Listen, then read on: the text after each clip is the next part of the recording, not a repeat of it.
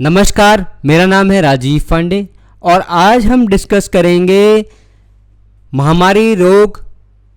संशोधन अध्यादेश 2020 जो कि महामारी रोग अधिनियम 1897 का अच्छा सुधरा हुआ प्रतिरूप है। एपिडेमिक डिजीजेज एक्ट महामारी रोग अधिनियम महामारी रोग अध्यादेश संशोधन 2020 में दंड का प्रावधान 3 क्लॉज 1 से लेकर के 3 क्लॉज 3 तक दिया गया है, जो कि बहुत छोटा होकर के और बहुत बड़ा हो जाता है आगे जाकर के।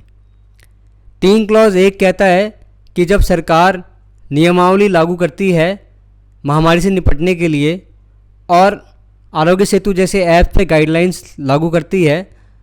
देती है, बताती है जनता को कि भाई आप ये कार्य करें जिससे कि ये डिजीज़ जो ये महामारी है इससे आप दूर रहेंगे और आगे ये महामारी नहीं फैलेगी। लेकिन आम जनता बजाय मास्क लगाने के या बजाय सोशल डिस्टेंसिंग मेंटेन करने के नियमों को ताक पर रख करके बाहर निकल जाती है और जो इसकी रोकथाम में लगे हुए हैं उन्हें परेशान करती है और पब्लिक सर्वेंट को, पुलिस वालों को परेशान करती है। तो ऐसे में उनके खिलाफ 3 क्लॉज 1 के अंदर शिकायत दर्ज की जा सकती है, एफआईआर काटी जा सकती है और ऐसे में उन्हें 6 महीने तक की कैद सज़ा होने के बाद या फिर 1000 का जुर्माना भरना पड़ सकता है। इसके अंदर आप प्ली बार्गेनिंग नहीं लगा पाएंगे, ये नॉन कंपाउंडेबल है। 3 क्लॉज 1 कॉग्निजेबल है यानी संज्ञानीय है और बेलेबल है यानी जमानती है। जब तक धारा 3 क्लॉज 1 तक सीमित है, जब तक बात 3 क्लॉज 1 तक सीमित है तब तक आप अपनी जमानत ले सकते हैं, कोई घबराने वाली बात नहीं है। अब आते हैं हम 3 क्लॉज 2 पे, जो कि रिलेटेड है स्वास्थ्य चिकित्सक लोगों से, जो कि स्वास्थ्य चिकित्सा में कोविड-19 यानी कि इस कोविड-19 की बीमारी के लिए जो लोग प्रयासरत हैं, जो डॉक्टर, जो मेडिकल स्टाफ प्रयासरत है कि ये कोविड-19 आगे ना फैले और वो अपनी जान को जोखिम में डाल करके मरीजों का उपचार कर रहे हैं जो कोविड-19 से इन्फेक्टेड हैं या जो इन्वेस्टिगेशन कर रहे हैं कोविड-19 की डॉक्टर और जो मेडिकल स्टाफ कोविड-19 के लिए रात दिन लगा हुआ है कि इसका आगे प्रचार प्रसार, जो इसका मतलब जो ये बीमारी है आगे ना फैले, तो संक्रमण और आगे ना हो, इसके लिए जो स्वास्थ्य कर्मचारी लगे हुए हैं। 3 क्लॉज 2 जो है वो कोविड-19 के संक्रमण को रोकने के लिए जो स्वास्थ्य कर्मचारी अपनी जान को जोखिम में डाल करके जनता के बीच में बार बार आ रहे हैं और जनता को समझा रहे हैं कि हमारे साथ थोड़ा सहयोग करो, लेकिन जनता सहयोग नहीं कर रही, उन पर पत्थरबाजी कर रही है, उन्हें गाली गलौज कर रही है, उनके व्हीकल्स को तोड़ा जा रहा है, उनके वाहनों को तोड़ा जा रहा है। अगर उन्हें क्वारंटीन किया जा रहा है तो वहाँ पे प्रॉपर्टी के साथ आगजनी की जा रही है, तोड़फोड़ की जा रही है प्रॉपर्टी के साथ क्वारंटीन सेंटर में और आइसोलेशन सेंटर में। मतलब जहाँ अकेला रखा जा रहा है मरीजों को, वहाँ पे वो मरीज तोड़फोड़ कर रहे हैं, देखा गया है ऐसा। तो ऐसे में 3 क्लॉज 2 जो है वो आप पे आकर्षित होता है, रॉन्ग डूअर पे, यानी जो अपराधी है, जो इस तरीके का अपराध कर रहा है, जो डॉक्टर्स के साथ, जो सफाई कर्मचारी के साथ, जो भी कोविड-19 की रोकथाम में लगे हुए उनके साथ कोई दुर्व्यवहार कर रहा है, वो 3 क्लॉज 2 में दंडनीय है। यानी आप स्वास्थ्य विभाग के किसी भी व्यक्ति के साथ, चाहे वो सफाई वाले से लेकर के और डॉक्टर तक, कोई भी व्यक्ति, एम्बुलेंस वाले से लेकर के जो भी कर्मचारी लगे हुए हैं स्वास्थ्य विभाग के अंदर, जो कोविड-19 की रोकथाम में राज्य सरकार के आदेश से लगे हुए हैं, उनको आप किसी भी प्रकार का व्यवधान या कोई भी गतिरोध आप उत्पन्न करेंगे तो आप धारा 3 क्लॉज 2 में अपराधी पाए जाएंगे। ऐसे में ये गैर जमानती अपराध है, 5 साल तक की सज़ा का प्रावधान है। मिनिमम सज़ा, सबसे छोटी सज़ा 3 महीने की होगी और अगर जुर्म साबित हो गया तो कम से कम 5 साल के लिए अंदर जाएंगे और अंदर ही रहेंगे। उसके अलावा इसमें 50,000 जुर्माना है सबसे कम और 2 लाख तक जुर्माना बढ़ के चला जाता है। और कहानी यहीं ख़त्म नहीं होती, आगे कंपनसेशन जब दिया जाएगा तो उसमें जो भी लॉस और डैमेज प्रॉपर्टी का हुआ है 3 सब क्लॉज 2 में रॉन्ग डूअर अपराधी के द्वारा क्वारंटीन सेंटर में, आइसोलेशन सेंटर में या एम्बुलेंस को तोड़ा फोड़ा गया है या जिप्सी को तोड़ा फोड़ा गया है जिसमें डॉक्टर बैठे हुए थे, तो उस प्रॉपर्टी की डबल कीमत वसूली जाएगी उस अपराधी से। ठीक है, तो ये फाइन का मतलब यहाँ पर ये है। और कंपनसेशन में भी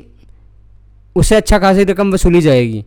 तो बच नहीं सकत हो बबुआ। अब आगे चलते हैं। 3 क्लॉज 3 क्या कहता है?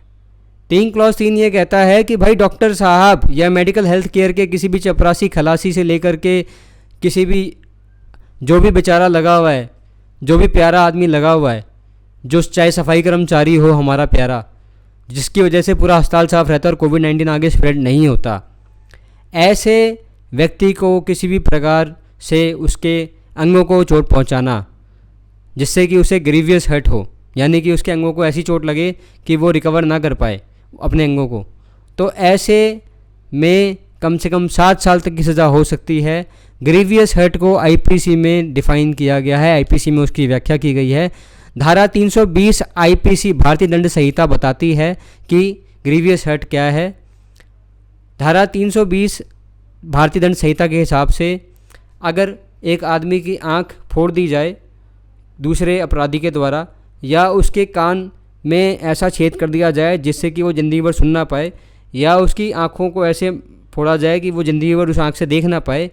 या जॉइंट में ऐसे मारा जाए कि वो जॉइंट ख़राब हो जाए ज़िंदगी भर के लिए, या उस जॉइंट को डिस्ट्रक्ट कर दिया जाए, या पाँव में फ्रैक्चर हो जाए, या आदमी को ऐसी चोट लगे कि वो ज़िंदगी भर उस अपने अंग को रिकवरी ना कर पाए, या वो 20 दिन के लिए भर्ती रहे, या उसकी हड्डी तोड़ दी जाए, फ्रैक्चर कर दी जाए। तो ये 8 चीज़ें हैं आईपीसी के अंदर, 320 आईपीसी के अंदर। ये सब समझने वाली चीज़ें हैं, अगर समझ में नहीं आएंगी तो फिर इस 3 क्लॉज 3 का कोई फ़ायदा होगा नहीं। इस 3 क्लॉज 3 को समझने के लिए धारा 320 आईपीसी को समझना बहुत ज़रूरी है। ग्रीवियस हर्ट आखिर में है क्या, जो ये घातक घाव है आखिर है क्या। कोर्ट कुछ चीज़ों को मान लेगी, जैसे अपराधी ने ही अपराध किया होगा, अपराधी की आपराधिक मंशा रही होगी और अपराधी चाहता होगा उस अपराध को करना, उसकी मानसिक स्थिति अपराध करने के बाबत ही रही होगी, ऐसी अवधारणा कोर्ट बना लेगी अपनी। इसके अलावा ऐसी अवधारणा बनाने का मतलब ये है कि कोर्ट ये मानेगी कि उस अपराधी ने अपराध करने के आशय से अपराध किया होगा और वो चाहता होगा कि जो एंड रिजल्ट, जो आखिरी जो परिणाम निकले, वो अपराध का जो रिजल्ट निकला है वही हो। तो अब यहाँ पर मुद्दे की बात यह है कि इसके बाद उस अपराधी को बिल्कुल ही अपराध दोषसिद्ध नहीं हो जाएगा उसका। कोर्ट को फैक्ट्स को प्रूव करने के लिए कोर्ट ये कहेगी कि भैया प्रोसिक्यूशन को ओनस प्रोसिक्यूशन पे रहेगा फैक्ट्स प्रूव करने के लिए, लेकिन फिर भी ये प्रिजम्पशन रहेगी शुरू से अपराधी के खिलाफ।